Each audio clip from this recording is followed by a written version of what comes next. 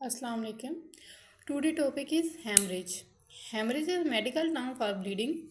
खून का बहना. It refer to escape of blood from the rupturing blood vessels. कोई भी हमारी ब्लड वेसल रप्चर हो जाती है तो उससे क्या होगा, ब्लड निकलेगा तेज़ी से, उसे हम हेमरेज कहते हैं। ये दो तरह के हो सकते हैं, इंटरनल और एक्सटर्नल।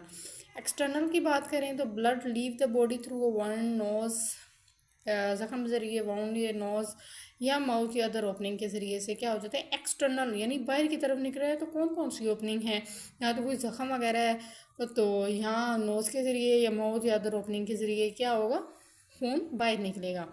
इंटरनल बोलें तो वो बॉडी के अंदर ही ब्लड होता है, ठीक है। मतलब कि कोई भी ऑर्गन या टिश्यू डैमेज हो रहा है, बॉडी कैविटी डैमेज हुई है और अंदर ही खून बह रहा है, बाहर नहीं निकल रहा, और ये डेंजरस होती है एक्सटर्नल से भी। तो ये ज़्यादा डेंजरस होती है और ये डिटेक्ट करना मुश्किल हो जाती है और कॉज करता है स्वेलिंग वगैरह हो जाती है, bursting and stock shock. Specific type area के हिसाब से हम बात करें तो वो है internal intracranial haemorrhage. Cranial मतलब स्कल को कहते हैं। तो अब ब्लीडिंग हाँ हो रही है इनसाइड द स्कल, ठीक है, इनसाइड द स्कल। आगे गैस्ट्रो इंटेस्टाइन की बात करें, गैस्ट्रो इंटेस्टाइन तो bleeding inside the digestive tract. आगे है पोस्टपार्टम की बात करें तो वो हैवी ब्लड ब्लीडिंग होती है जब चाइल्ड की बर्थ होती है, चाइल्ड बर्थ, उसके बाद क्या होता है, हैवी किस्म की ब्लीडिंग वगैरह, उसे हम कहते हैं प्लुमिनरी हेमरेज। तो वो ब्लीडिंग हाँ हो रही है लंग्स में, तो नाम से ही हमें नज़र आ रहा होता है, अब नीज़ल है तो ब्लीडिंग हाँ हो रही है नोज़ में। तो कुछ हेमरेज की काजेस भी हैं, मतलब किस तरह हेमरेज होगा, किस तरह खून बहेगा, अंदर बहेगा, बाहर बहेगा, किस वजह से।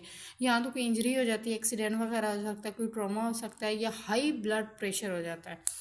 तो हाई ब्लड प्रेशर हो उस वजह से भी हो सकता है। यहाँ हाई ब्लड प्रेशर होगा तो क्या होगी, वो हमारी जो है ब्लड वेसल वो रैप्चर हो जाएगी, ठीक है। फॉर एग्जांपल जैसे एन्यूरिज्म। आगे हमने बताया कि क्लोटिंग डिसऑर्डर हो जाए, क्लोट्स बनना स्टार्ट हो जाए, जिसको हीमोफीलिया कहते हैं। आगे सडन कुछ दवाइयाँ हम ऐसे खा लेते हैं जो ब्लड को हमारा बहुत ज़्यादा पतला कर देती है, थिन।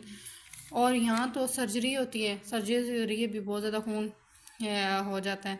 या चाइल्ड बर्थ हो जाए जो ऊपर हमने पढ़ा है, तो ये इनके ज़रिए से, या अल्सर वगैरह हो तो जिसकी वजह से हमारा क्या हो सकता है, खून लॉस हो जाता है। अब सिम्टम क्या है, साइन और सिम्टम की बात करते हैं। तो ऑब्वियस ब्लीडिंग क्या होगी, इंटरनल होगी, इंटरनल हो या फिर एक्सटर्नल होगी। तो एक्सटर्नल होगी तो इतना मसला नहीं बता, अगर इंटरनल होगी तो हमें ऊपर स्वेलिंग वगैरह ये इस तरह की ना कलर, मतलब स्वेलिंग होगी तो निशान वगैरह इस तरह बन जाते हैं।